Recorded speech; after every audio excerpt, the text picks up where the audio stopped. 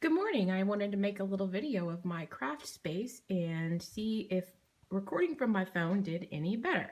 So I'm starting to my right. The desk you see back there was handmade for my dad about 20 or 30 years ago.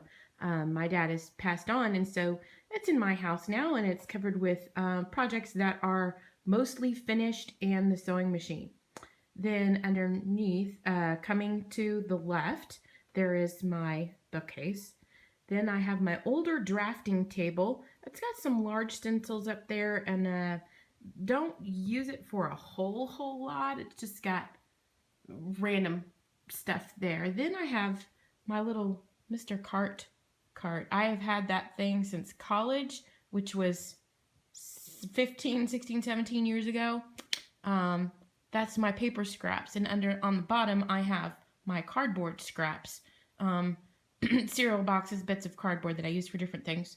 There's my stack of magazines from the thrift store, and my pile of stencils and a piece over there I was working on.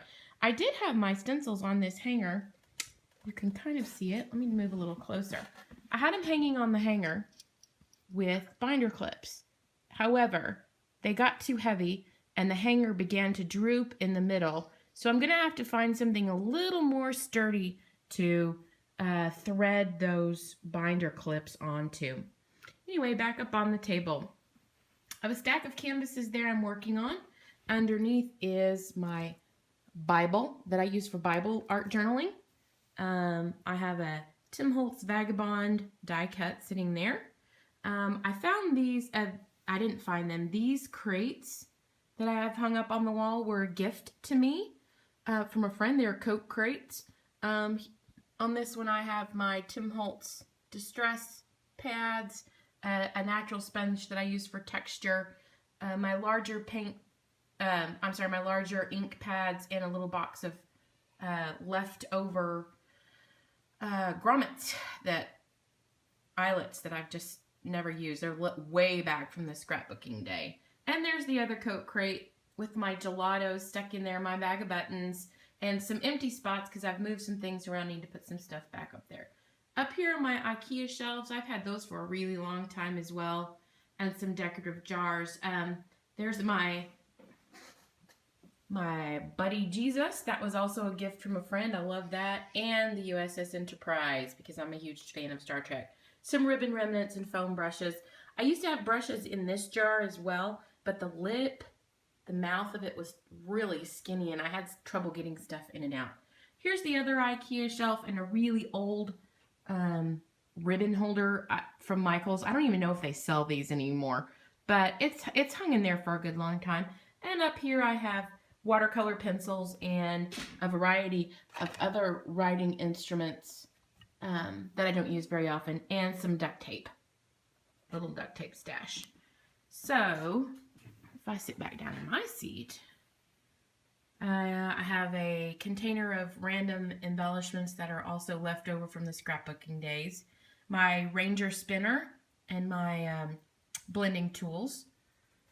Back over here, a couple of other small containers of paper and things, some ribbon. There's a roll of craft paper back there.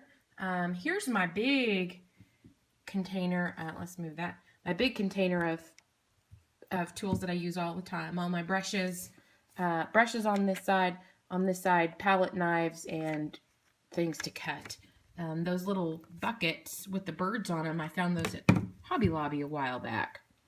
And my two brush tanks, my brush toilet, as it were, that drains the water and refills with fresh, and then a regular brush tank.